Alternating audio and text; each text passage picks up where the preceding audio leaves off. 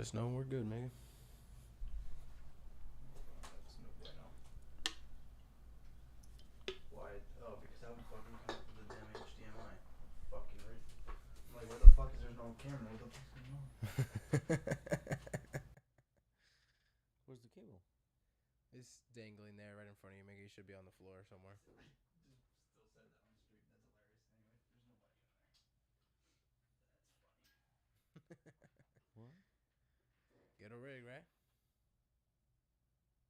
And the camera looked crooked. Yeah? There you go. That looks better. There you go.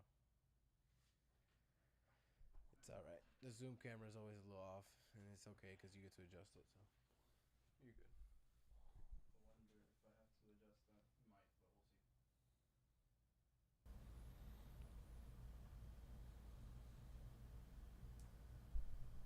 And we are live. Welcome back, guys. Episode number 87. That First 100 thing is coming first. quick. Yeah, it's coming quick. First thing first. Vitality. Above my head, somewhere. Official sponsor. Here's the thing. At any time during this pod, if you text Vitality in a chat, you get a credit, Vitality credit, which you can use on any of the modalities that are available in Vitality. So don't hesitate to put down Vitality in the chat. This will get you one credit. Don't be shy. This has been officially confirmed. And all you have to do is just do that, screenshot that you put that in a chat, in the live chat, and then bring it to Vitality, and they will honor that credit for you.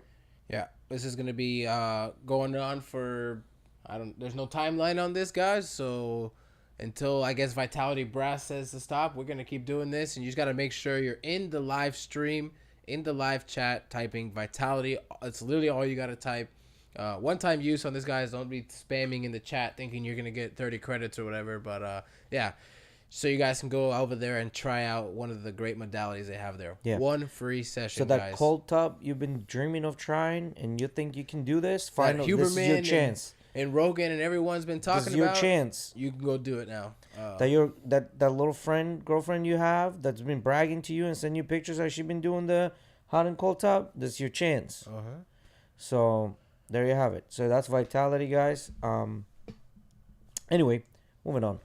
Little date ideas for the couples.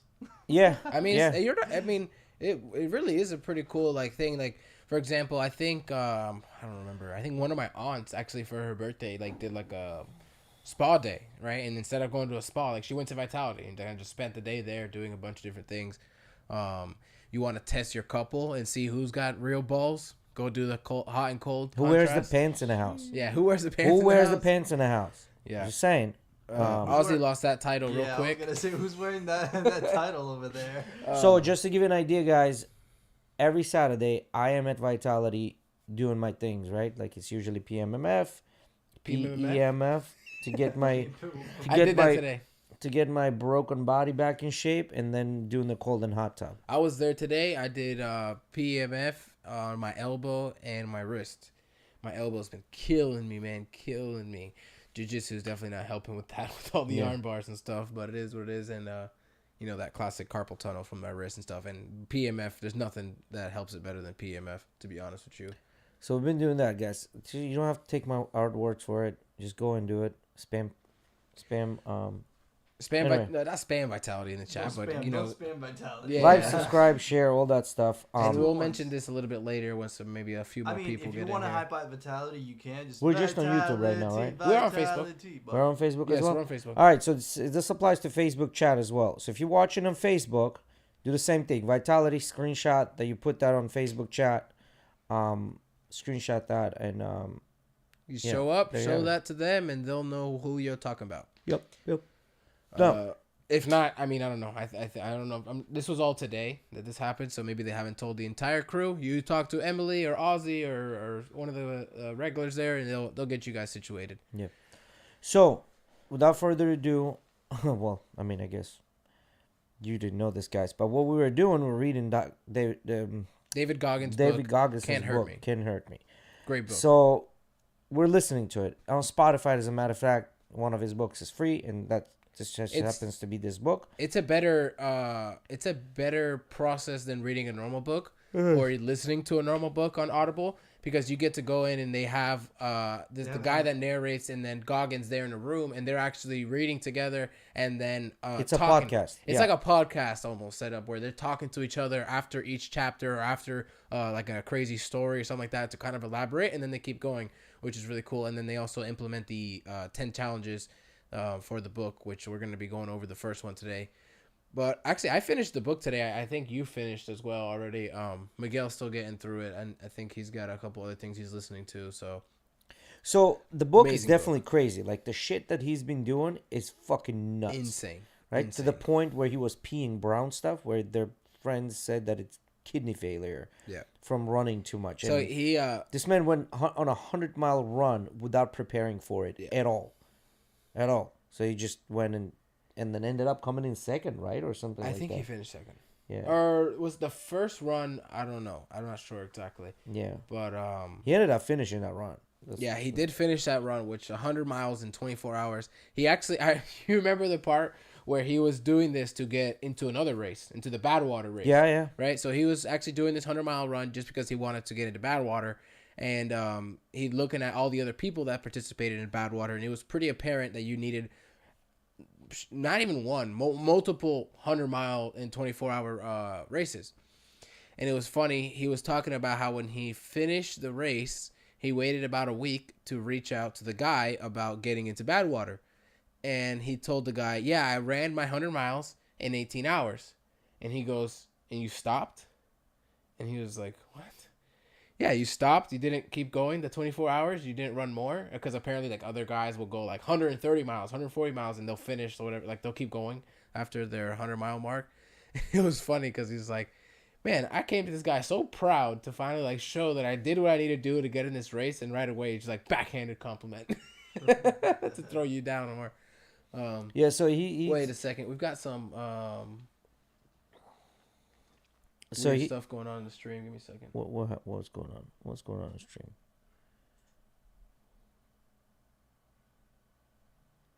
What's going on in the stream? It looks all jittery. It's choppy. Yeah, on Facebook at least. It's choppy on YouTube. Or YouTube, sorry. Why is it choppy? Interesting. Yeah, give us 1 second, guys. Eddie Asensio. Hey, Eddie, what's going on? Thanks for turning in. Nothing's maxing out. I don't understand what might be going on here. Is Streamlabs giving you anything, Mickey? No. So what's maxing out? No idea what it might be. Let me see. All right, while Eddie's looking into that, I'm just gonna continue. So the whole idea was the things that he did was crazy. Not only he goes to the Navy school and gets through the BUDS, which is like the basic training for Navy SEALs. He does it, I think, twice. And the first time he does it, he has literally a broken fucking knee while he's going through this hell week or whatever. And mind you, in Navy, you need to know how to swim. And he didn't know how to swim. So second week is like when you swim. So he does it 2 times because first time medics, doctors pretty much tell him, you got a broken knee. You can't continue. So he goes the second time and he gets through. And he also has shin splints. Not only shin splints, but stress fractures in his bones, which he tapes up with a freaking tape. His boots and everything, so he doesn't feel the pain. Is a madman. He takes a black tube sock, wraps it in duct tape super tight like a cast. Another black tube sock, wraps it in tape, because after his hell week, they have to do a run week, right, where they run a bunch of miles or whatever. And he also, I think it was during run week where he wasn't able to finish, so he actually had to go back for a third hell week and do the whole entire training again. Yeah, and then after that, he decides to go to Ranger School, and then after that, let alone that wasn't enough, he goes to the Delta Squad, which is like the armies, like these guys that just pretty much are ghosts, right? So it's a great book to read. I think if anything, it's gonna help you. But I think my takeaway from the book was that you kind of have to enjoy the process. Fuck the light at the end of the tunnel. You just kind of have to enjoy the process, right? Like, you got to embrace the suck. Like, don't worry about winning anything. Like, whatever you're doing, enjoy what you're doing. And I think that was his main thing. And, in between, he talks about how much he talks to himself and tries to figure out things in his own head. And then he figures out how much his body can push and things like that. It's a great book. So I don't know. What'd you take out of that book, Eddie? My favorite thing about the book is the tools it provides you the tools it tries to provide you and help you develop, so you can, when you're on that 3 mile run and you're like 2 miles in and you're like, how the fuck am I gonna do this last mile? Like, for example, I use the technique of stealing souls, which when I told this to someone, they're like, what the fuck is this guy talking about? It's not like just what it sounds like. If you've read the book, you know exactly what I'm talking about. It's a weird way to put it, but basically, think about the expectations that most people around you have, right? Like, if I were to tell Jay right now, I'm going to go out there and run, I'm going to go out there and swim 100 laps straight back to back in the pool. Jay's expectations probably be like, Eddie most likely can't do that in his shape, right? And so it's like little things like that, and you kind of look at the expectations that people around you have kind of put you in this box, right? And by stealing souls is what he means is completely blowing that box into obliteration and exceeding those expectations. Like the other day, I was actually, we were running with Emily, right? And it was just me and her. And we had run from her house to my house, and then we were just about to run back, right? And we take this corner right here and 7 blocks all the way across 30th and everything, and then take a right to go to her house. And I started running just at this corner. And I remember I was like, okay, I'll run the first block. And then like that's what I usually do. I set a small goal for myself just to do it. I got to the first block. And I was like, okay, I think I can do the second one. And then after that, I was kind of like, okay, I'm tired. I'm getting tired. And I was like, and I was listening to the book at the same time. And he mentioned stealing souls. And I was like, I'm going to steal her fucking soul. And I ran all the way, 2 more blocks, 3 more blocks across 30th. And I asked her afterwards, like, you thought I was going to run that much? She's like, I was fucking surprised. And I was like, that's exactly what got me there. And other things like the cookie jar. Like, there's so many different tools he provides you with that are really helpful. Yeah, it's a good book. They're not easy. They're helpful. Yeah, it's a good book. But the main thing out of that is, like, you need to embrace the suck, right? Out of the book, like, you embrace the suck. You don't get, first you got to suck at something to become good at something, right? There's a bunch of little things that you can pull out of the book, but one thing that I probably think about the most is a lot of the it just fixed now. Yeah, a lot of the dudes that get to these levels, like the Goggins and all these other guys, they go through some sort of adversity, right? So if you haven't gone through adversity, if you lived a cushy life and this and that, you got to get yourself out of the comfort zone. I'm not saying go become a thief and a drug dealer and gangbanger. I'm not saying that. Whether it's you trying to run a marathon, run a marathon. Whether it's you like learning how to play an instrument, learn how to play an instrument, learn another language. Put yourself in situations where it's going to suck, and you're gonna have to embrace that, right? One of the things I noticed he was talking about was the use of procrastination, and the way he was talking about procrastination is not how you were thinking about it. Or usually when people procrastinate, it's like, oh, I'll do it later. His way of procrastinating was, he mentioned a guy came up to him when he was leaving the gym. And he was like, bro, are you David Goggins? And he's like, yeah, man. And he's like, man, because of you, I'm going to run my first 50-miler by the end of the year. And David was like, why don't you just look into it and sign up for some already?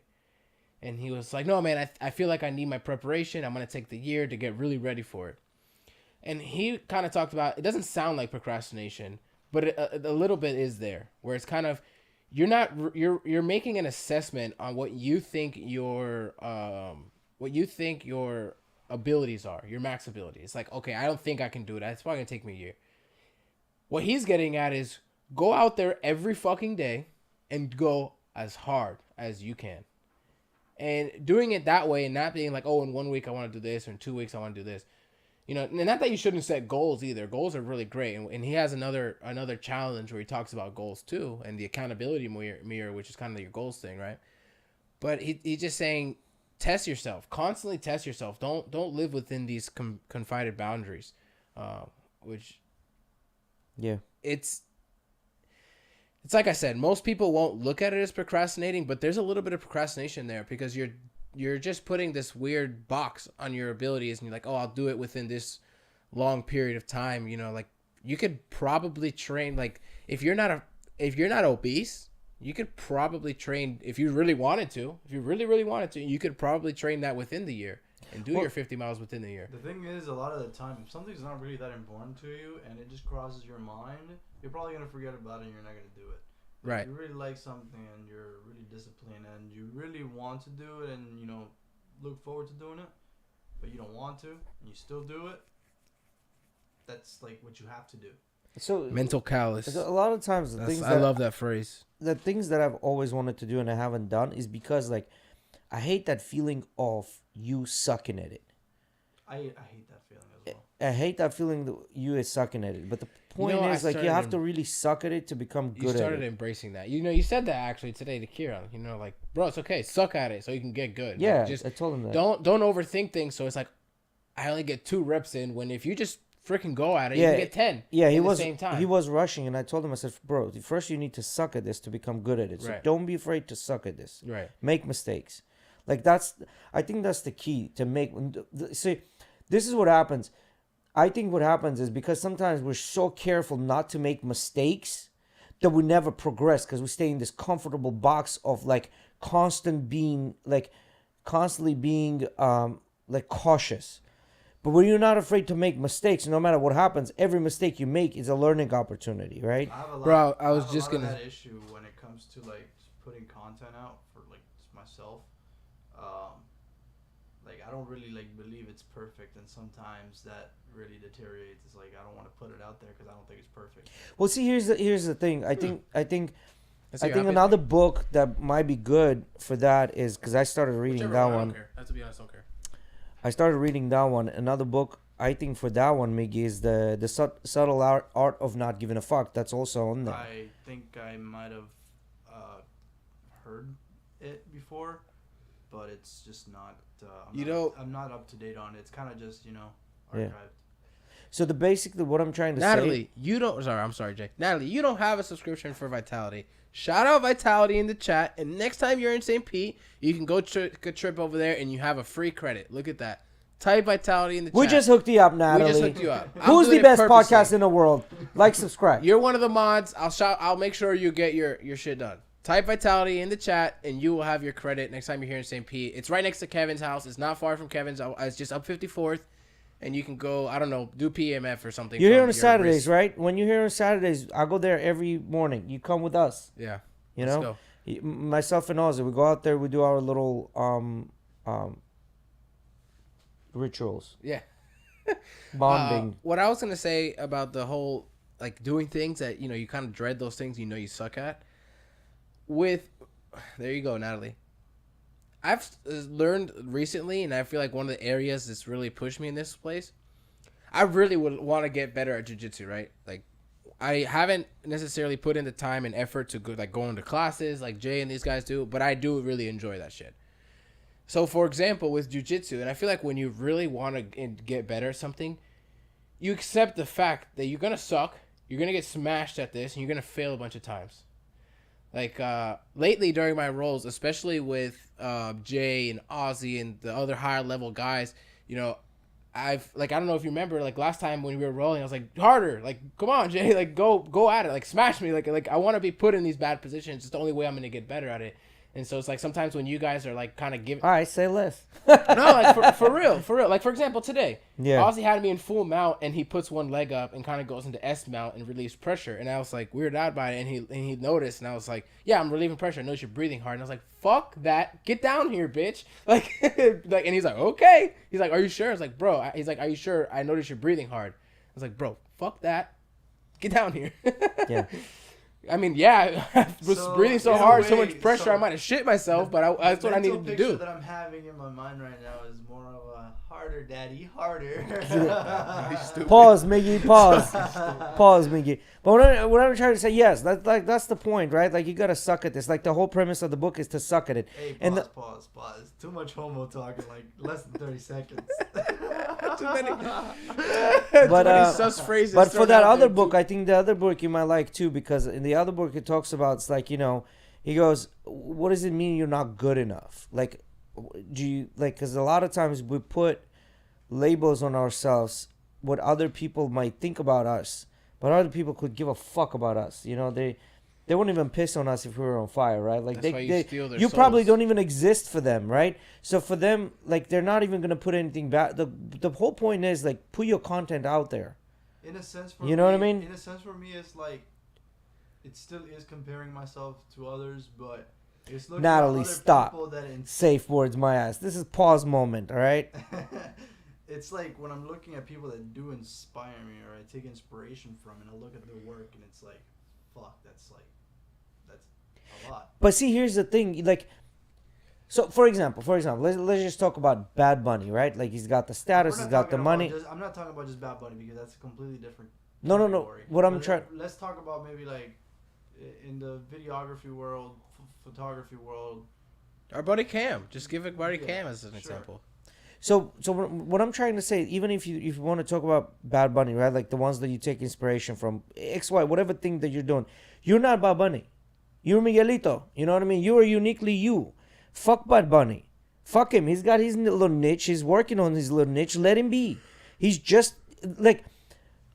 And a lot of times this is what you'll realize. Like, a lot of times I'll hit the books. I'll hit him really hard, and I'll learn things, and then next thing you know, I start talking to people that's supposed to be supposed experts in this, like, because the reason was I saw them, like, they're talking about this. Oh, this is an interesting subject. Let me do my own deep dive.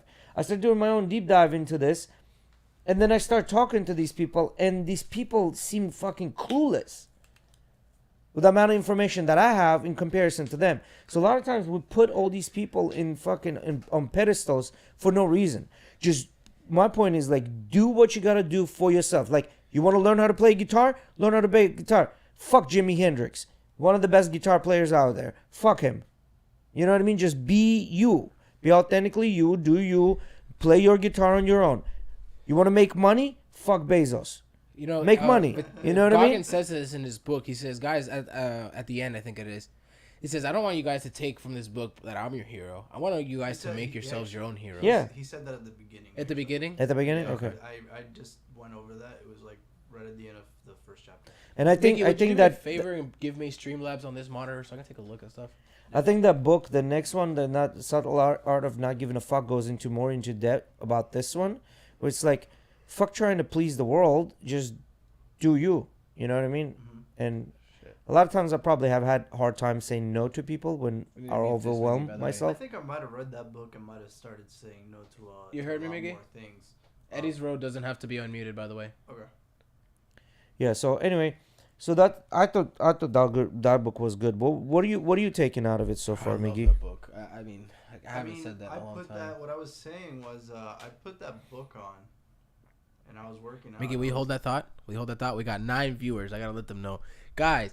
Type Vitality in the chat and get yourself a free credit, one-time use. This is one time, guys. Type Vitality in the chat. I see we got 9 viewers in here. If you guys are local, which more than likely you are, type Vitality in the chat and get you guys self a free credit. Just show Don't up, be show ninja them. watchers. Flood the chat. Damn it. Show them that we're here during the live stream, and you type Vitality, and they will give you 1 free credit on any modality you guys like. Please type Vitality in the chat, guys. Get yourself that free credit. Better your life, like we're talking about with Goggins and stuff. There's another way to better your life. Now, Miggy, sorry. And while you edit, like that damn video. Right? Yes, that too. What I was saying was, I put the book on. I had to do some catching up, just because I was busy at work and I was listening to other stuff instead. More fun stuff. But it's a really good book because I was working on it. Definitely pushes you, gives you that motivation. And sometimes you will hear Goggins himself call you a fucking bitch or a fucking pussy. Right. And then it gives you a little kick. Right. that you really need, and that's what I really liked about it.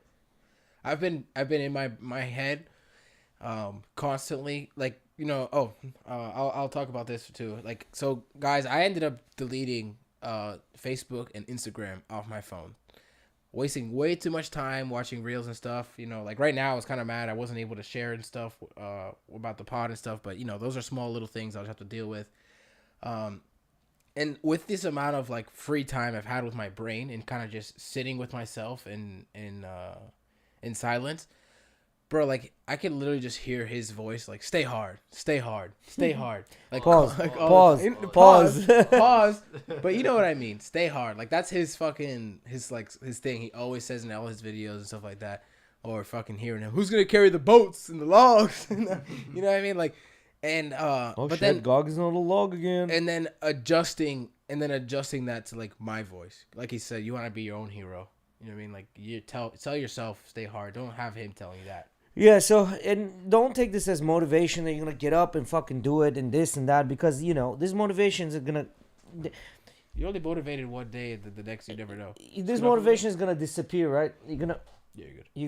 you're going to have to find it, right? Like, because a lot of times, as I said it again, we look at the end of the tunnel. Like, what's at the end of the tunnel? It's not important what's at the end of the tunnel, because guess what? You're going to get to the end of the tunnel, and then you're going to be like, all right, what's next? So, prime example. When we're renovating my brother's home, and that took us 4 months, when we finished, and I sat at home and I'm like, all right, What do I do twirling now? my thumbs. I'm like, all right, so what's next? Yeah, What do I you do? guys I started mean, doing other stuff. we right? got to the end of the tunnel. I mean, it doesn't get any brighter than this. There's no more light to chase. I mean, we're here. What now? And that's when I found jiu-jitsu, right? And then I did go to jiu-jitsu, and then for a while I was renovating my house and I had to stop doing jiu-jitsu. Now I didn't have an issue knowing what next, because I kind of was like, I knew I'm gonna go back to jiu-jitsu, right? You know what I mean? So just find something that moves you, and become good at it.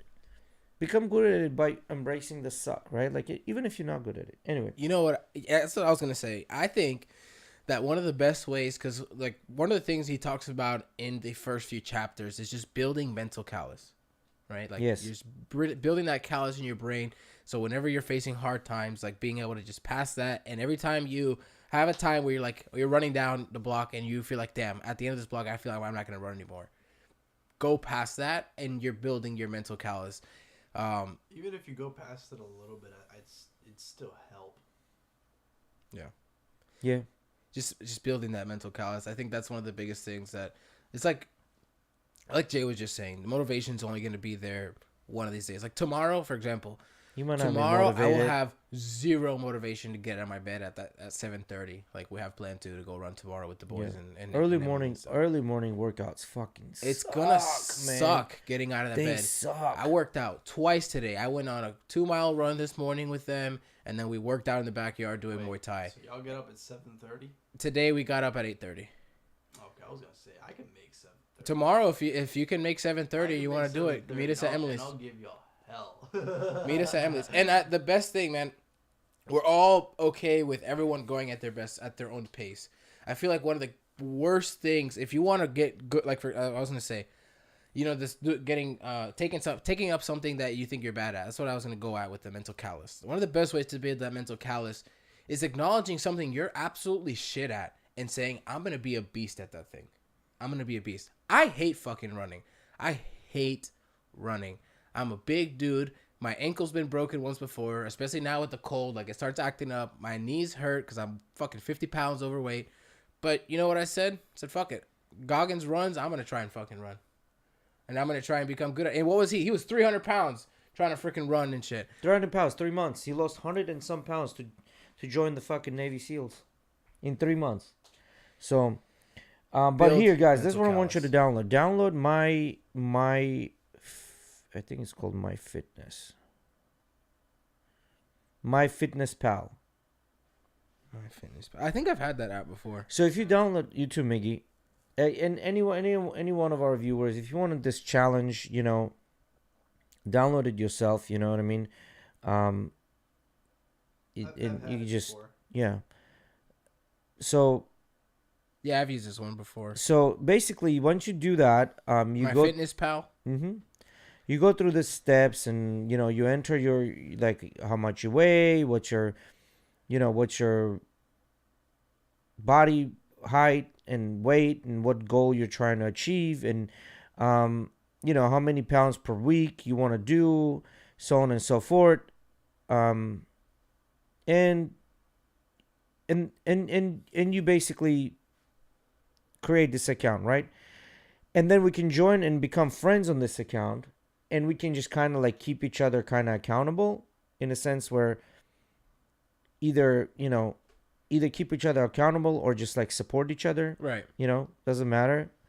I'm down. I've been eating healthy Yeah. fast So since and then Friday. I've been it'll trying it'll to eat give you healthy. like a level of calories you should consume. I don't really even consume that many calories, and I consume a lot of fast food, and Yeah, I used to. You'd be surprised, man. Once you start tracking these calories, you'll be surprised how many calories you consume. So just spend some time with this app and just figure out how things work, right?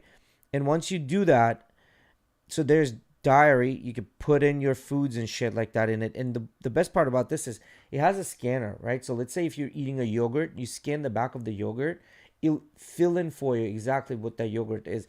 The database is so big on this thing, so many people are using this, that there will be impossible for you not to run into food that this thing doesn't have. And if you do run into food that this thing doesn't have, then you just add it yourself, right? Which takes a couple of seconds. But it's almost impossible unless you're getting some fucking weird ass food from a international food store or something like that, like specific, like from Corner Bodega. If you're getting, it's a really cool app if you want to track anything fitness. I don't like it because I don't fucking like it. It's too much work for me. Well, the whole thing with this one is why I like it is because, especially if you're eating the same thing throughout the week, you don't have to log your food in. You just copy it over. Right. You just copy that shit over. And hardest thing about this app is the first 2 weeks, setting it up the first 2 weeks. After you set it up for the first 2 weeks, you already got the plan in there. All you're just doing is just copying it over. So you basically not spend any time at all. I don't know. That app to me is almost like my dental app for my toothbrush. I used it like the first week, and then I never used it again. I like that analogy. I mean, is it though? Yeah, for me, it just doesn't work. I don't like logging. Well, how do you track your shit? How do you track your shit to know if you? In my head, and I don't really track it. I just eat, and I just don't eat a lot. Yeah, but how do you know how much you ate? Because you can eat something. I can tell you what I ate today. No, I but can tell you exactly what I ate today. Okay. I ate in the morning. As soon as I got to work, I ate a Chewy bar. I had 2 packs of the peanut butter toast crackers and a coffee. So how many calories is that? So that's about 240, 200, 400, 480. And then you got a Chewy bar that's like 130. It's like 600. Yeah, you're absolutely right, Natalie. Once you go into that calorie and then deficit, for lunch, I got 2 you will bacon notice. McDouble. That's what, 700 calories each, easy, 780, 800. Yeah. So that's 1600. So I'm around 25, and then I got home, and I'm probably around 3,500 calories after what I ate at home. I like that, Natalie. You can connect it to your watch, and it'll automatically do the calorie deficit from your workouts and stuff, which is cool. Yeah. You have a watch, right, Miguel? Yeah. You do. Yes. You do have a watch? Then connect that shit to your watch. For what? What you mean? It's gonna log all your exercises. What do you mean? You lazy bum. Sometimes it doesn't have charge. Thank you. You said it because I was about to. I don't know, bro. You want to do this? Do this. No, nobody's forcing you. It's up to you. Natalie, you want to jump on this train of apps and things? You're more than welcome. Or I would suggest you read that book, Natalie. I think you would really like it. I think you would really like it. It's on Spotify, by the way. If you have Spotify, and it's free. I'll send you the link after the pod. Matter of fact, here, let's do it right now. Or if you want to post it in chat, go ahead and post it in chat. You guys want us? Actually, we're talking about the book. You want to talk about the first challenge? Sure. So I'm gonna read over the first challenge to you guys.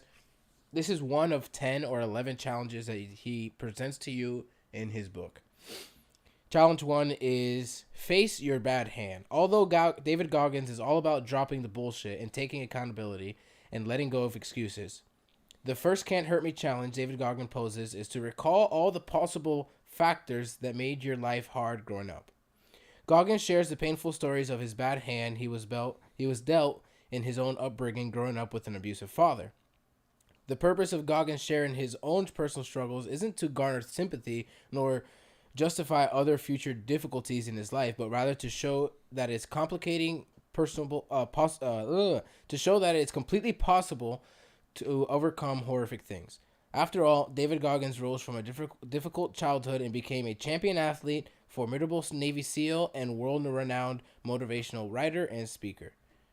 So the first challenge is to physically write down down everything that contributes to the bad hand you were dealt in life. Answering the questions Goggins prompts: what kind of bullshit did you deal with growing up? He wants you to detail each historical factor and then expand your list to present-day factors that are limiting your growth and success. The challenge lies in being honest with yourself and facing past and present pains. That's a tongue twister right there. While it might seem like making a list of your hardships is a fast track to absolving yourself to responsibility, acknowledging that you've overcome difficult circumstances in the past can give you strength and confidence that you can overcome future challenges. This kind of sounds like his cookie jar, right? So the cookie jar thing is one of the tools he's talking about. See, there you go. Someone just got their credit in chat. I like it. So Who was that? Who is it? Gregorio? Gabby.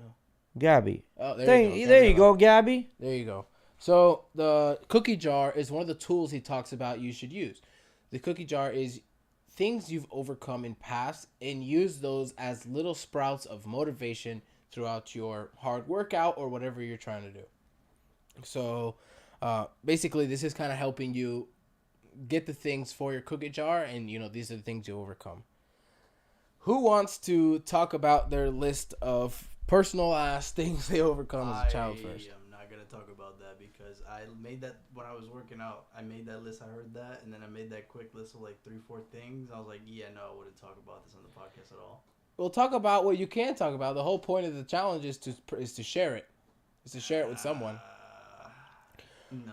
Okay, Mickey. If you don't want to talk about it, no one's gonna force you. Okay. I'll go ahead and say. So some of the things I wrote down were purely like growing up. So things like bullying, right? Like that was like the main one for me. I've always been a bigger kid, and so like being bullied was pretty much the norm for me. Like throughout elementary school, middle school, and even high school, it happened. Like I remember one time I was on the playground and they had us doing jumping jacks, and a kid walked by me and like flicked my titty, right? And I got so enraged, like, and I had never done anything back to anybody. I was just the shy fat kid. I didn't really have many friends. My best friend was always Rodolfo growing up, so I didn't really get along with most of the people like in my class. I was always just used to going out of school and then hanging out with my friends, and I smacked the shit out of this kid. I remember I smacked him right in his face. I would too. Yeah, it took a lot of courage because he was with 3 of his friends. I was very likely could have easily got beat up by 3 kids. But yeah, that was I'll stop there. Yeah, bullying was one thing for me growing up. That was like a hardship, I guess you could say. I think bullying. Everyone's kind of dealt with bullying. Yeah, but though. bullying as a fat kid is everyone different. has dealt. No, I mean, Jay, not you really. were I big, think. right? You were big, right? Huh? Were you a bigger guy growing we've up? all been pretty big. No, you used to before. break dance. You were skinnier growing up, right? Yeah, but remember where I was coming from. I came from a country where everybody's tall, blonde, blue eyes. Right. I was stocky, black hair, black eyes. Right. We're bullied fucking left and right, Right. for who we are, because we're the odd kid. You Yeah. know, it's easy to pluck the odd person out. But bullying, I That's think. a very weird way to look at bullying. 'Cause, What do you like, mean? Because of the color of your hair, Yeah, Yeah, he looks different. I look Discrimination. different. I'm not part of the It's not tribe. even because of your skin at this point, just because No, you're you're just Asian. different. But I'm not part of the tribe. That's the whole thing. There I'm we the go. outsider. I want to acknowledge Natalie in the chat. She's talking about her hormonal imbalance, lack of. I don't mean to put this out there, but you're already saying it, so I would like to recognize it, Natalie. You're sharing this with us. Lack of self control with food. That's definitely something I've had. Chronic depression, anxiety, and your ADD. Yeah, acknowledge these things, Natalie, and use the tools to get past them. It's weird. I never found I never felt depressed until as I got older. Like spouts of depression for a few weeks or whatever. Depressed? Yeah, I don't think I've ever felt depressed. You know what I found? Felt anxious. I've heard the best way I can put depression, at least for as I found it for me. Sadness and depression aren't necessarily the same things, right? So like being sad, you might be down one day or whatever. Yeah. I heard this guy say this, and it really was that's exactly how I felt. Depression is when you start to question the character / avatar you're playing. Can I keep up this role? Is this can I put the effort in? You start questioning yourself, and that creates a whole different level of sadness. Yeah. See, I don't understand that because I never had that. Right. Have I been anxious? Yes. Has that fucking caused? Has being nervous? Has that caused any health issues? Not necessarily, but what has happened was because of the stress. I've never had cavities in my entire life. Never had cavities, all the way up to like 35, 36 years old. And then when I went to the dentist is like, you got 6 or 7 cavities. Sheesh. So, and I was like, what the hell? How does that even a thing? And she's like, it's most likely because of stress. Because I was like, I've never had broken bones, never had any of that stuff. And she's like, it's because of stress. And then, long and behold, I started getting like patches of itchy, flaky skin. Oh yeah. And that's because the body pH balance was changing, and a different bacteria was starting to grow in my skin, which you have a ton of bacteria on you on a daily basis, right? But like your pH balance keeps it in check. So I've had stress, but that's what doesn't kill me makes me stronger, right? Like those stressful situations always turn out to be beneficial. See, the thing about that saying is what doesn't kill you makes you stronger until it kills you. Yeah. With these type of things. Yeah, that's a good way to analyze. Who's that. JC? JC, you ding your truck? Why'd you ding your truck, buddy? No, I dinged this truck. Oh, you ding? That's Jorge. Oh. When I was a kid, we were messing around one day, and I went to go throw my backpack at him, and I was outside of the car, and instead of it going like into the door, it hit his truck, and I put a nice fat ding in the back quarter panel of his truck. Yeah, I think anxiety is a little different for me, right? Anxiety is like being in this constant situation of stress, and you can't get rid of it. Like for whatever fucking reason, you can't get rid. Everything is okay, but it's just a fucking imbalance. It's just there. You just like a fucking bowl, in your like chest, a fireball in your chest, just like wants to get out, but it can't. I get that sometimes when I overdo on caffeine. To this day, I can't. When I drink Coke, it'll mess with me. To me, anxiety is a result of overthinking situations that could potentially not happen. No, see, mine is not. Mine is more like, I know I need to get the shit done. I don't know if I have enough time. I usually end up like fucking knocking the shit out the park, and I usually have a ton of time left. But it's always the same fucking story. Can I finish this? Because I got this. Now, how I dealt with that lately is by putting things in reminders, so I don't have to keep it here. I just put them in reminders in my calendar, and I forget about it until reminder pops. Reminder pops. Oh, do it right then and there, and then I forget about it again. But for me, it's the overthinking of those processes that you just mentioned. So just doing those things sometimes, or the way I'm going to do those things leading up to the things. Yes. See, that's what I'm saying. Causes that anxiety. So that's what I'm saying. Because I put this in a calendar. I know, let's say, for example, I need to buy pants for whatever fuck reason. These specific kind of pants, right? But I don't need them today. I need them, let's say, on the weekend, like on Saturday. That's when I need to buy them. So for me not to think about from today all the way to Saturday about these fucking pants and what they should look like and how they should look, I just put a reminder for Saturday morning, buy pants. So when I wake up in the morning, I go buy pants. But throughout the week, like, because I already forgot, because I know I'm going to remind myself about it when time comes, right? So that has helped me compartmentalize, because what happens, okay, I need to buy pants, then I also need to buy apples, then I also need to buy food. Oh shit, wait, I still got to work out. Oh god damn it, I had to go here. Well, shit, my mom asked me to do this, my brother asked me to do that. Like, these things start piling up, and then your brain is working overtime, and you're like, well, and then you're jumping all over the place, and that then it makes happens to me as well. Like, those all the things that I have to do start piling up to the point where I can't prioritize. yeah, that's what I'm saying. It's like she said. I think a good way to put it is like she's like depression is kind of dwelling on your past and how like it's affecting you now, and like not always, but you know. Yeah, but I have things in the past that I've done that I'm not really proud of, and you know those things are in back of my mind, but I never really like beat myself over it. Right. You know what I mean? But then the How many anxiety people thing, have I you think, is killed, what Jay? I like what she said. Like that's the future. Huh? How many people have you killed? What's your body count? What's your And then- body? have what's you your seen body that reel? count? Yeah. Have you seen that What's your reel? body He goes, count? I kill about like 3 people. no, he's like 3. He goes, do you know what we're talking about? Yeah. How many people I've killed? But he knew the statute of limitations long gone on those murders. Oh, shit.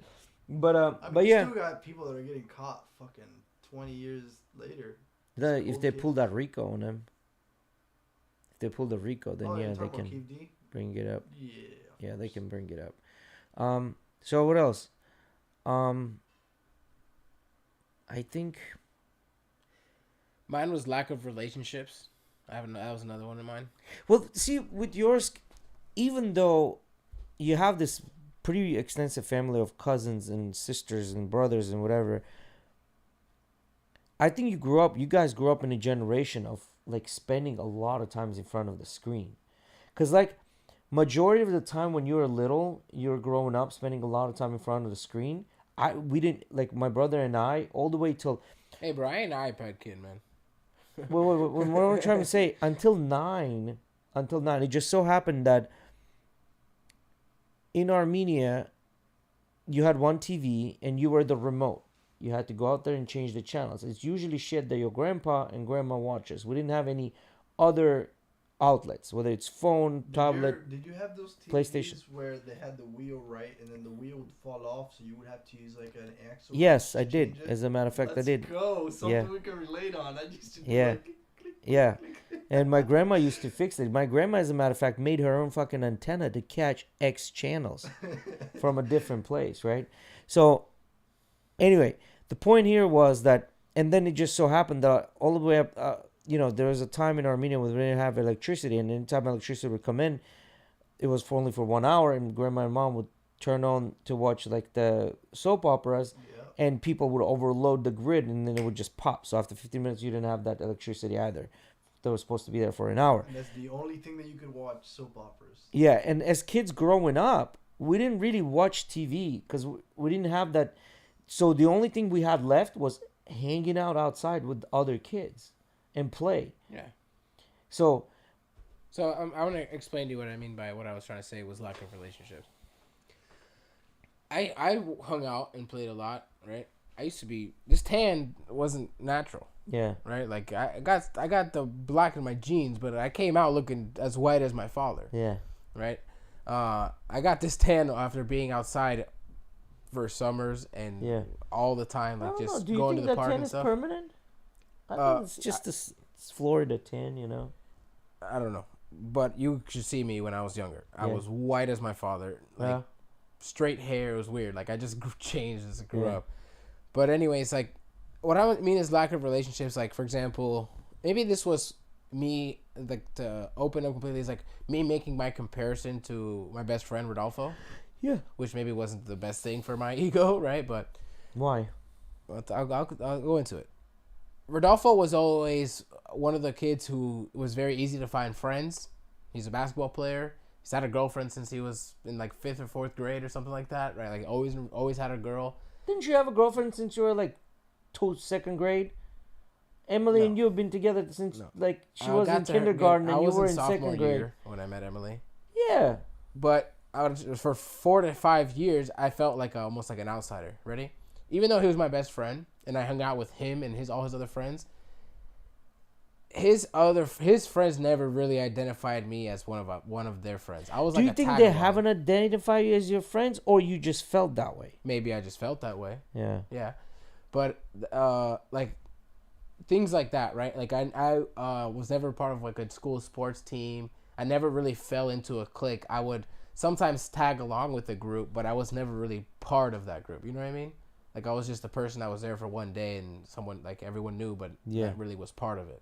And that's how I kind of felt growing up. Well, So now that's you're what I part mean. of our pod. Right? We have taken you into the group. Oh shit! Yeah, yeah. It's my life is completely I'm different. not trying to now, make right? fun of what you No. like. You're opening it up, and I'm out here fucking cracking jokes and shit. No. I mean, it's when I was a Being kid, a man. dick. This is when I was a kid. Like, it's all things that, like, for example, it taught me things that I take away now as being good, right? Like, for example, like being alone with yourself and your own thoughts for all the time, not having a girlfriend or someone that you constantly spend time with. Like, that's not like necessarily. You're like when you have a girlfriend for a long time, usually like your lives become one, right? Like me and my Emily sleep together, like we're always eating together, like things are together now. When you don't have that, your life dynamic is very different. You guys know that life. You guys are single. It's very different, and you've been with a girl for a long time. You know what it's like. So Unbearable. right, and but there is something that you single, learn there, like, right? Being And single is like growing up, being scared of the dark, and then you figure out it's not really that bad. You can actually like sleep. but the weird part, bro, the weird part is some people aren't like that. Some people grow to 20 something years old, 30, 40 years old, and never find that someone and still have that fear. They never got over their fear of the dark. You know what I mean? There's people like that. Yeah, no, there's still people that actually like light somewhere. You know what I'm talking about? The little lights that you plug into the wall. It's like you when you go get over it, before you can get over something like that, it's like it's like you feel like you're lacking something. You know what I mean? Yep. No, I do. Yeah, no, I agree. You know, and I think that's what makes you kind of you, right? Like, you know, coming to this country and needing to work and support and making sure your mother is set, making sure buying a house, because, I mean, technically we didn't have anyone in this, like, we became the man of the house, my brother and I, right? So I didn't really have my late teens, I guess, the 18, 19, and then I didn't really have anything in between, like the beginning of the 20s. Later I did have my friends and things like that, which we went out and had fun, spent money, and went to the nightclubs bitches. and things. Well, I'm a man of God. That didn't happen. Oh yeah. So, but I'm saying is like church every Sunday. you didn't, Church. I didn't have a chance to kind of experience that, like the college 20s that everybody experiences, living on a campus and fucking around and getting drunk by playing I never beer experienced pong. I had a small desire for that. Yeah, But you I also, even in high school, I kind of acknowledged that it was a big waste of time. It is. But what I'm trying to say, you guys are still in your 20s, right? Like in the very early stages of 20s, right? Like even if you wanted to do that right now, you could, you know? So, but for me, when it was time to go to college, a grown-up college, I was already 27, 28, 30. Right. So when I was going to grown-up college, like there was no way for me to hang out with these kids. I was 30 Right. years old going to fucking college. You're there to get business done. Yeah, so, but the whole thing was like, I had to get business done outside of college, which was making money, to be able to get business done in college. And then that just took up a lot of time, you know, out of the day. So I didn't get to live that dream Disneyland college experience per se, or university experience, but I am very grateful for the fact that I didn't, because it saves me a lot of money in the long run. well, it depends, right? So here's the thing. that is true 100%, depending of what type of a degree you would pursue. If you're going to pursue dance and theater and photography and maybe film class and social sciences, I might say, you know what, Miggy, you're probably 100% correct, because you might as well just not spend the money. None of the things that I like or am into or at the time was interested in, nothing was. College wasn't for me. I only got a college degree to satisfy my mom. That's about it. So Can we take a look at what Natalie was saying here? I know she's kind of just like we are. It's like we are opening our doors, and so it'd be nice to acknowledge her, you know. Yeah. So you, like you say, it took her till 25 to kind of get over that. Like you feel like you're missing something. Oh, I thought you was talking about keeping a light in her room. Right. Yeah. You kind of feel like you start the game late because you notice all these people around you kind of playing that game that you kind of can't even get into the room. Well, yeah, but I didn't realize, like, the game that they were playing, this was a game that I would have played as a younger kid, but this game would not necessarily have taught me anything. It's like, while they were playing high school football, I was already on my way finishing up college football, going into pros. That's how I look at it. It's like, you know, you sit here and you start reminiscing about, like, high school football, where I immediately started playing college football, right? And that was like thrown into deep end, make money, try to pay bills, you know, figure out how this is going to go, car, this, that, a girlfriend. Now there's that in the mix as well. You know, friends are going out, spending money. Your friends are doing better than you. They're making more money than you because they have a hustle or this and that. You're doing this on the side, you know. You know what's weird? I could definitely confidently say that, you know, it was before I got with Emily. It's kind of like I got over that feeling, right? You know, we were just talking about the whole not having someone, this and that. And now I know 100% within my heart, if me and Emily were to break up, I would have to deal with that feeling probably all over again. Yes, and that might. Well, I'm not gonna be a dick here, but You have to deal with the feeling of being alone again. I think I would. Okay.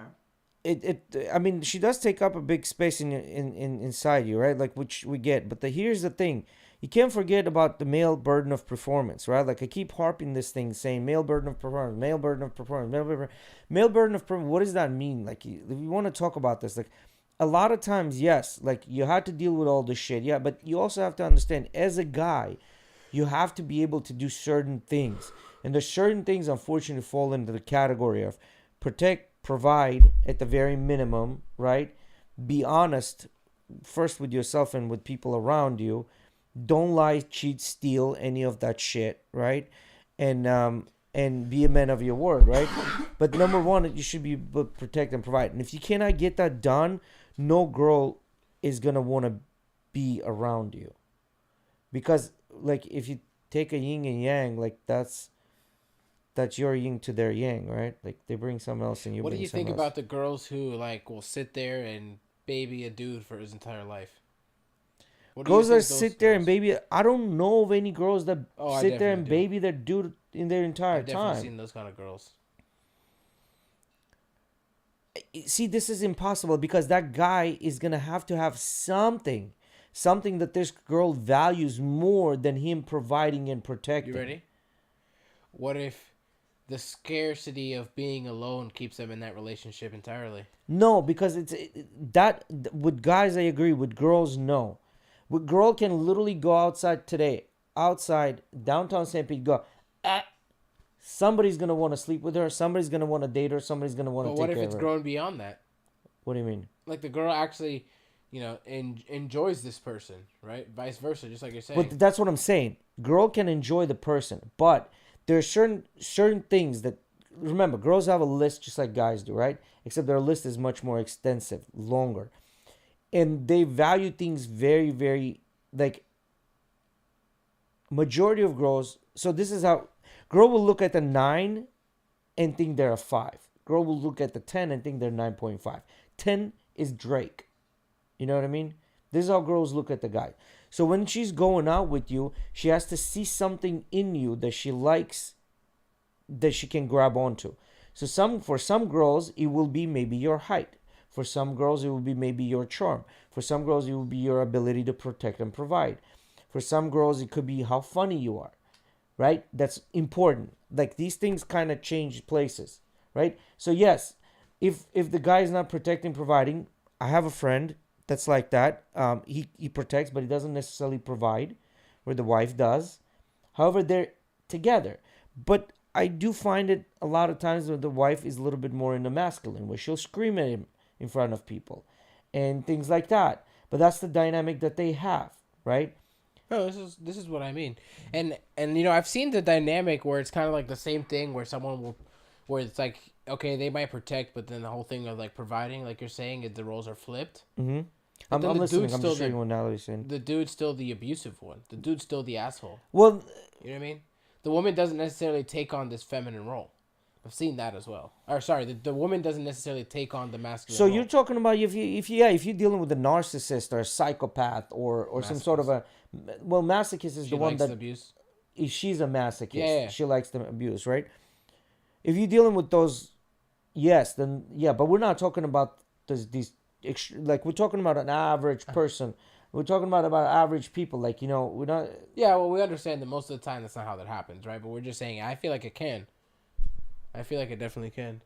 Yeah, see, JC saying new chapter at this time is easier for girls than for guys.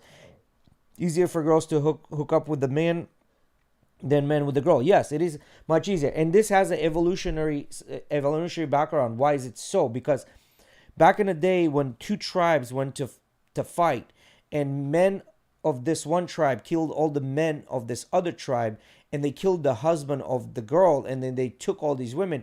Women had to develop methods of quickly forgetting their old husband and getting used to their new husband.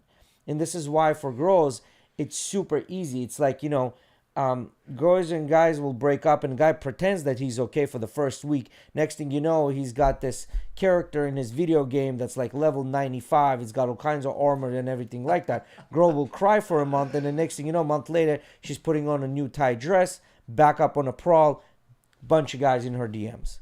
You know what I mean? So that's the difference between the guys and the girls, right? Like life is pretty hard. Like it smacks guys, I think, harder than girls, right? Unless girl gets pregnant with the wrong guy, then the life smacks them really fucking hard, But that's So life definitely can smack humans hard either way.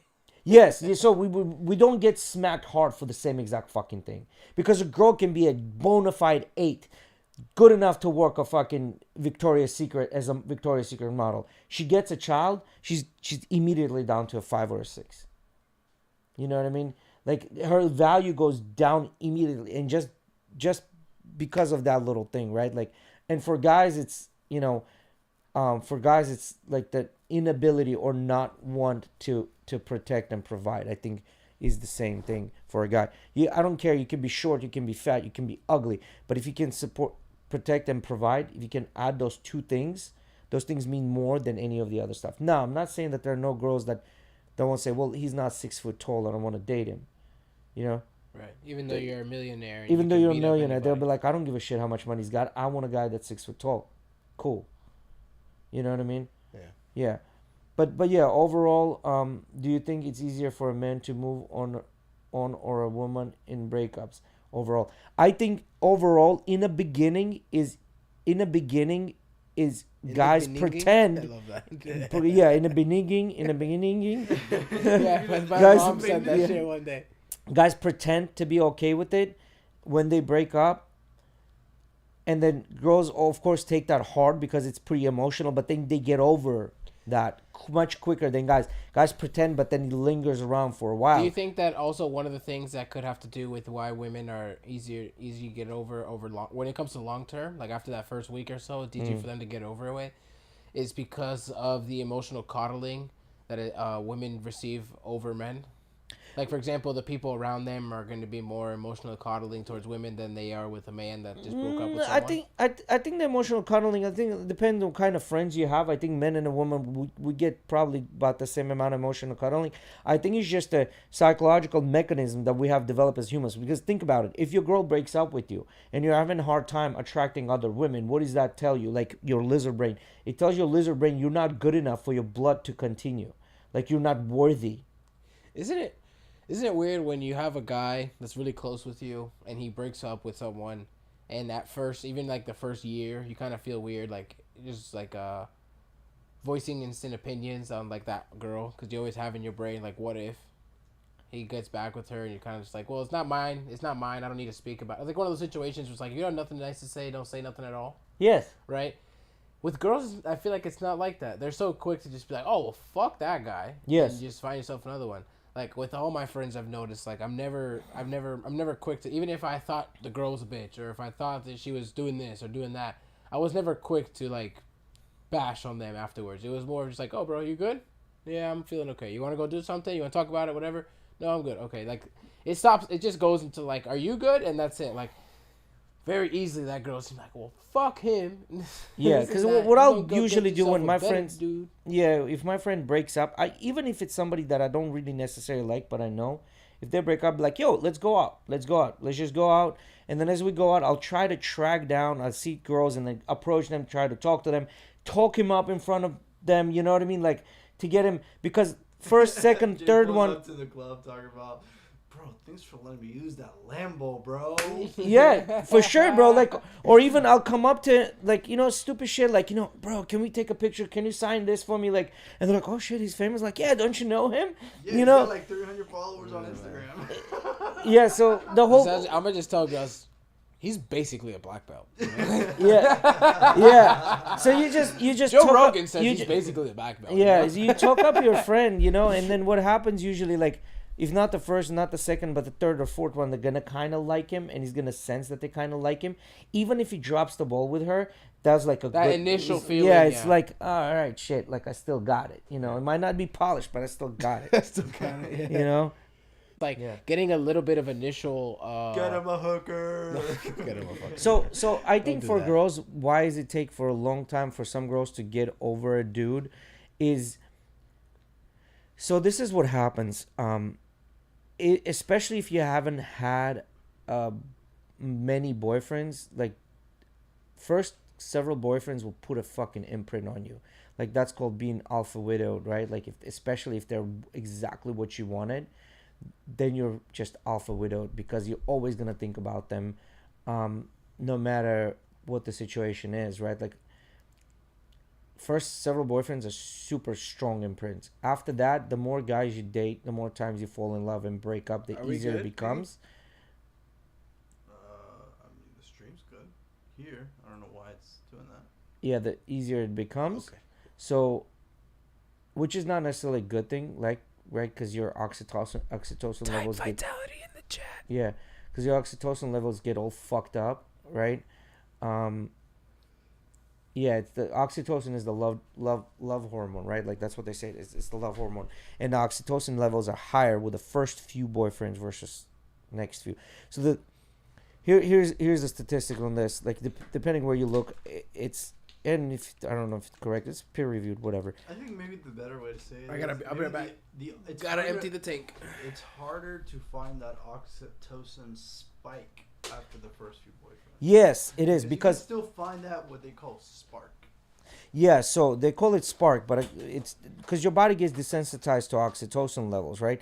Now, so these are the times you release oxytocin is with your first boyfriend, especially if you smash, that's going to release Okay. oxytocin. And then you get a bigger boost of oxytocin when you're actually childbearing during the pregnancy. That's when you get another hit of oxytocin. That's why moms bond with the children, especially if it was natural birth. Moms bond with children. That's why moms bond with children is so fucking strong. They're just literally chemically, like her brain has chemically changed because of the oxytocin, right? But yeah, so you kind of have to, it's like you kind of have to guard yourself not to get. That's why you need to involve a bunch of men in your life as a girl when you're picking a guy, because we be able to tell if it's bullshit, that We you know, give their them own we if give their them own the bullshit. You know what I mean? pointers. Yeah. And then I mean, I think it's a good idea to even just bring him around the fam, just to check him bring out. them around dudes that don't want to sleep with you. That's super, super important. Bringing around guys that don't want to sleep with you. And as a girl, if you bring your boyfriend or this guy that you kind of like and bring around those dudes, they'll be able to tell you exactly to what kind of fuck shit time this person is on, right? And if they're on fuck shit time. But here's a statistic. You're 80% more likely to be happy if you marry your first person you sleep with, versus if you marry the fifth person you sleep with. When you marry the fifth person you sleep with, goes from 100 to only 20% being lucky in this relationship. And that goes, happy in this and that's relationship. for men and women? That's for women only. For men is a little bit different, because for women, so here's how it works. Evolution has selected it in a way where women had to be super, super picky about the guy that they're picking. The reason is like that is because they can only have one child within 9 months. So they cannot make a fucking mistake in picking one, right? For us guys, it's spread it as far and wide as possible. That's why we don't have that initial bond. It takes a lot longer for us to develop that, right? Like we're a little more on a flat, even though it does fluctuate for guys as well. It does develop, but it says at a lower level. Slower rate, yeah. But you do become callous after X amount of growth. Especially as a guy, if you have a choice, if you have options, like Dan Bilzerian, fucking forget it. Who's gonna lock him down? No one. Like, this man had sex with a girl without saying a word to her, and it's been all over the podcast. Like, he's confirmed this, right? It's in his book and everything. So guys like that is a little bit different, right? Like their level of, yeah. But and after a couple of heartbreaks, I've tend to see things with a clearer. It's not you're seeing with the clearer eyes. You're not as delusional anymore. Life kind of like smacks you over the head. You're more skeptical now. Yeah, but again, if someone knew it's like going to Disneyland the first time. You kind of realize, shit's not real. Yeah. But I would suggest do not be over skeptical. Because sometimes when you go through things like that and it really like you're heartbroken or whatever it may be, you become over skeptical and you start, that could be a thing too. You start like perceiving issues that might not even be there. So don't overthink things. Is what I'm trying to say. Well, so here's the thing: if the guy knows how to talk to you, meaning like if they find what makes you move, whether it's love bombing or whether it's like showing XYZ qualities or this and that, you would be right back on that horse. Like you would forget about all your heartbreaks like that. You know what I mean? It's just a matter of like knowing who's what and when. I just stood up to, oh, what's up, bro? I just stood up to take that piss, and I already know tomorrow that run is gonna be hard. Hopping on? I felt it on my legs. How's your ear doing? Good. So Yeah, you got putty on it, right? You want to show it to the peoples? You want to see what happens when you do too much jujitsu? You go too hard. Yo, that class today was great. I loved it. It was really really good. I was tired. I was afterwards. I'm feeling, especially now, I'm feeling it. But great class. I love when that guy teaches. Yeah, no, guys fall in love. I think guys love unconditionally. I think so. I think guys' love is different than girls' love. I think guys are willing to die for their family. I think there's like no. You seen that? Have you seen that? When we go viral. Have you seen that clip? I think I sent it in the saved thing one time, the saved folder that we have shared with men, us. children, and dogs. Women, children, and dogs. It was something about how basically the woman was like, they ask women, right? Like, oh, you're married? Yes. And they would be like, okay, would you take your life for your significant other? No, like hell no. And most of and I'm sure that this was a skewed clip, right? I'm sure there were some women who said yes. I'm sure there's some men who were like, fuck no. Yeah. Right? But the video was kind of just showing like, oh, all the women were saying, no, I wouldn't do that. And all the men were saying, yes, I would do that for my wife. Absolutely, in the blink of an eye. And I think that kind of like is that same ideology around that. But clip isn't this is crazy? Talking about. Guys will do that shit. They will be willing to lay down under the sword, jump in front of the fucking bullet, but they have no issues fucking bitches on the side. You know what I'm saying? But for girls, it's the opposite, right? Like they're not willing to do this or that, but they will. Like it's very rare for them. Well, it's not rare. But you know what I find They've crazy? done merge the gap now. You know what I find crazy? I feel like, cause ready, we all agree that girls are a little crazy. All girls are a little crazy, right? They all have their little. They all have their switch that one day will flip, whatever. You know what? I'll tell you something. Go Tell me. us, Miggy.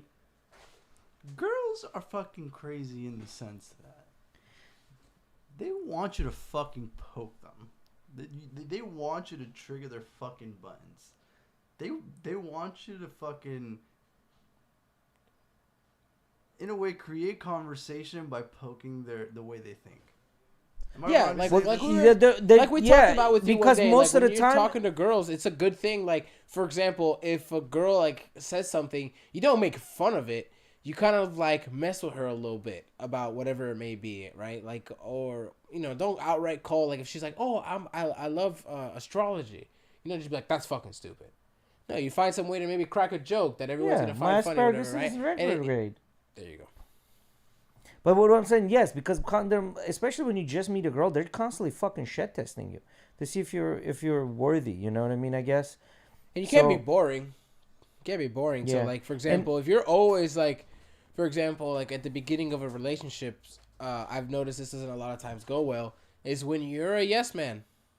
If you're a yes man, that's not gonna, a lot of times doesn't go well at the beginning. He's already got a girlfriend, so it's not for him. But for you, that's what I'm saying. For me, no, it's not the same. Yeah, it's not the same. For you, Miggy, like being I would a yes not man even is vital now. I wouldn't forget about like having a relationship with a girl, but I wouldn't concentrate on that. I would just concentrate on making yourself better because at the end of the day, like the girls that are within your age range, these bitches are on fucking boats, on yachts, bro. Especially if they're cute. So I can't really. They're most women in demand right now. So it's gonna be very difficult to overcome that. My situation can't really apply in any way to you in a sense, but it can, I guess, maybe in some way.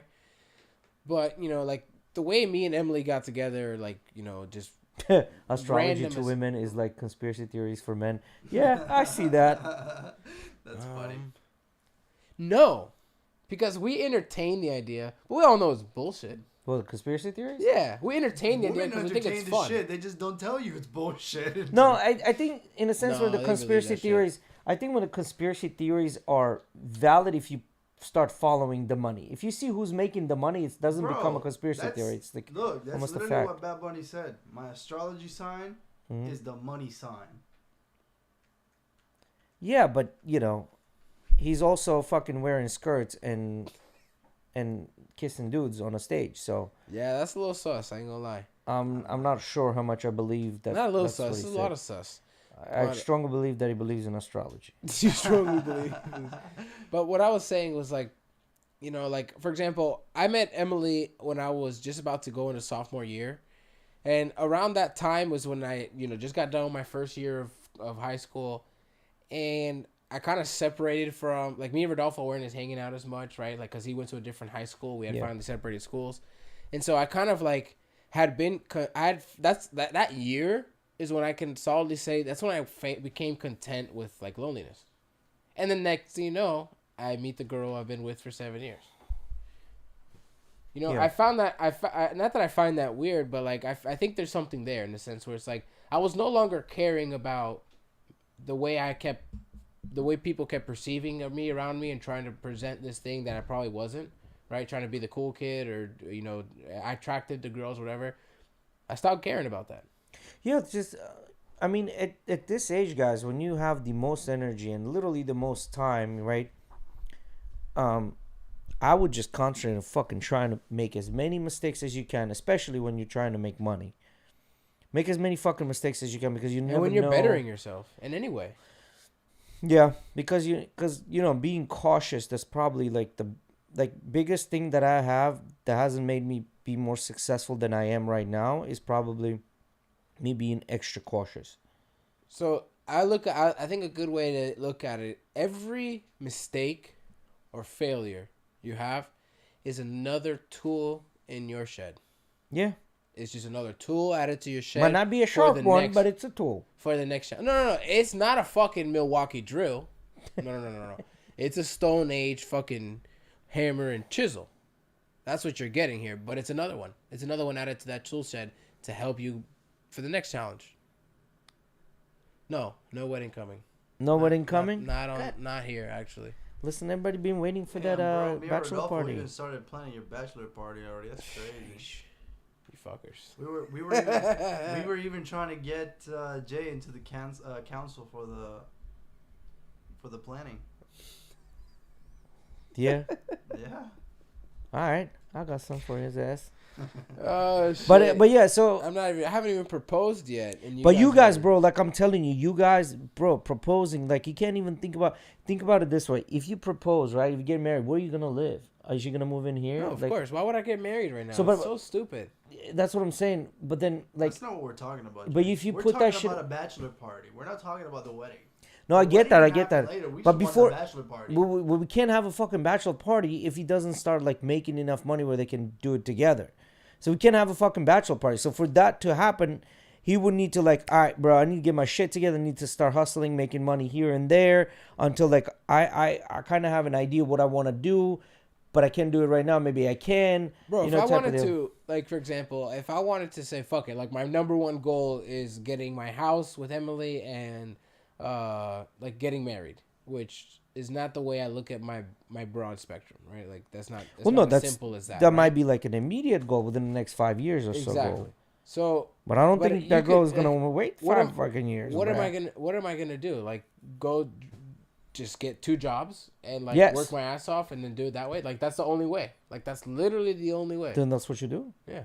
Then If that's what you're trying to go for right now. Well, then that's what you do because, as I said, I mean, I've done it. It's Right. not. It, No, it I fucking get it. sucks I get it. dick. It's not that it's impossible. I never said Yeah. it's impossible. No, it's Yeah. not. And it's like I told Emily, it's like we want to grow and do certain things. Let's take advantage of the place we are now and build a more solid foundation instead of just jumping into this and breaking our brains. Well, that's what I'm trying to say. Like, maybe if you jumped into it, that would make your relationship either stronger or you would end up breaking up. You don't know what's gonna happen, right? Number one, and number two, what definitely is gonna happen is you're gonna either push harder or you're gonna say fuck this and break up. Yeah, my relationship is not like me running. I don't need to be not that I don't need testing it, but like You're not. I'm not saying test it. All I'm saying is. So, for example, like there's an opportunity to make money. Go fucking make money, even though that's not maybe something that you want to do. Go make that money because you can always quit. Ready? You can always put your 2 this weeks is in. where I'm gonna put it. Right now, I would like to focus on self progression. I'm not focusing on progressing my relationship. Mm. That is not a priority to me right now. My relationship is solid as is. Very happy with it. El What's- anillo pa' cuando JJJ selfish parce. He really wants that, bro. There's so many people want the bachelor party, bro. You better hurry the fuck up. Man, you ready? You ready for this? No. I know you're not. Fuck you. Yeah. You're 20 years older than me. Yeah. Where's your girl? And where's your anillo? Huh? What? You should be next. You should have been next 10 years ago. Huh? Hey, when's Huh? the bachelor Listen, wait, party? We should have did your bachelor party. wait, I wait. shouldn't even have been able to attend your bachelor party because it should have been that long ago. Come on. Wait a minute. When was last time somebody contacted me and said, "Hey Jay, let's go to this country or do this shenanigans or do that," and Jay said no? What do you mean by that? I mean, I don't have to worry. I don't have to have a. I don't have to like. He says he doesn't need a bachelor party to go have a party. That's what I'm saying. No, but it was, That's what he's trying to say. But what I'm saying, I don't Might have said right too now much. care to get married. Yeah, at no, this I exact get it. moment. I get it. So why would I do that? For us, so we can have a bachelor We're party. gonna have a bachelor party. So we can have a bachelor party. Oh shit! But yeah. You guys know Hans No, Kim forget all that. from Forget To all Kill that. Tony. You saw the joke where he was like, "So my girl just she just went on a cruise, and I was a little skeptical, so I made sure to have a GPS on her, so I can make sure to track her to the sea while she's getting fucked by some Jamaican dude." I fucking love that shit. I thought that shit was hilarious. Hans Kim is fucking hilarious. I think it's so cool they have him at like the Kill Tony regular. He's got his fucking theme song. That's so fucking cool. That is awesome. This is Hans Hans Kim. Kim. This is Hans Kim. Yeah. This is Hans Kim. That shit's hilarious. But yeah, so He sometimes bombs though, and that's even more funny. that's my 2 cents.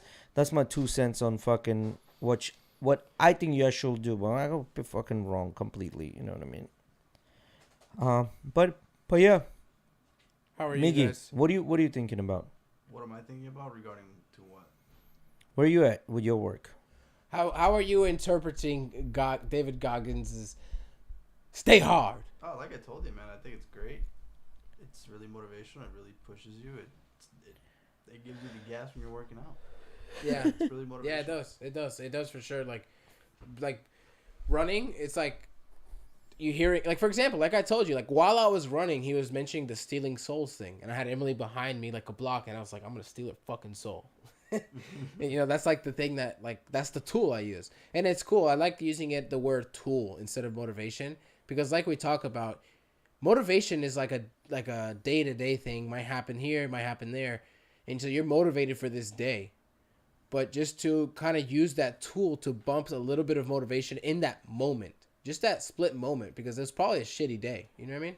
Yeah, but the thing is, for me, sometimes I say motivation, but it's just sometimes I need something or just something. Just tell me, just go, just finish it, just do it.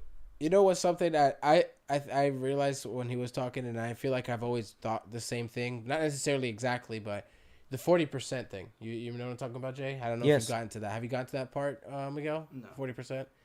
He says that he believes that all of us, as normal human beings, are only at 40% of our total capacity. Well, at any given time, you're only given 40%. Like you're not, like. There's 100. You're there's 100%, right? In that, like for example, when I'm running down this block and I run 3 blocks and I'm tired, I stop walking at those 3 blocks. He said you only gave your 40%. Most of the time you gave 40%. That if you callous your mind and he's talking about this takes 20 years and this and that, which I believe it's not a short route to this whatsoever. But just callousing your mind and using all those tools he's talked about and just pushing forward. Just fucking. So let's switch gears. You gotta a read the little book. I can't even put the stuff he says into words. Let's switch gears a little bit, guys. Miggy, can you pull up on Discord? Can you pull up that Instagram video that I played? Put in there. It's right above the 7 sports cars to stay away from. So I thought this is hilarious, and I want to get your opinion about this. Like right there, right there. Oh no, you had it. No, right. Back. That's the one. No, you had it right. I thought it was that's lower. No, that's the one. So I thought this is fucking hilarious. No, see, it's something else. This is the one. Oh, okay. Meant to remember lives lost to HIV and AIDS. Played from but beginning. The design doesn't resonate with everyone. Yeah, and hit that button right away because I don't know why it goes into. Foot sculpture plan for a Palm Springs park meant to remember lives lost to HIV and AIDS, but the design doesn't resonate with everyone. In fact, some call it inappropriate, and the committee in charge says they are now listening.